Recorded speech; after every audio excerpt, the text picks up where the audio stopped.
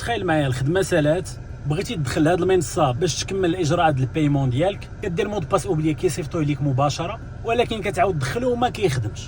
واش عارف فين كاين المشكل؟ السلام عليكم، معكم عماني اسامه مهندس معماري، وحتى انا ضيعت بزاف ديال الوقت باش نفهم فين كاين المشكل، حتى قلت راه المشكل فاش كاين راه في لا بلاتفورم. ولكن المفاجاه، المشكل ماشي في المود باس اصلا. ملي تواصلت معاهم عرفت باللي لا بلاتفورم ما خدمتهاش مده طويله، ديزاكتيفا ليا لاكسي، يعني واخا تبدل المود باس راه ما غاديش تخدم لك. من هنا كنفهموا باللي المشكل ماشي في المود باس، المشكل في لاكسي ديالك، خاصو يتعاود يتغياكتيفا. بعض المشاكل الاخوان ما كيتصلحوش بكلمه سر جديده، واني خصك تمشي وتحل المشكل ديالك. دونك خصك تمشي للمصلحه المختصه باش يعاودوا غياكتيفيو لك لو كونت ديالك، ومن بعدا راه كيخدم لك كل شيء عادي.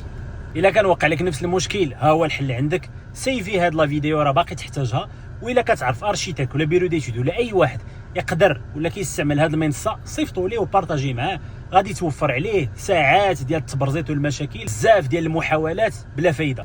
دير لايك الى عجبتك لا فيديو، فولو، تلاقاو فيديو جاي، تبارك الله عليك.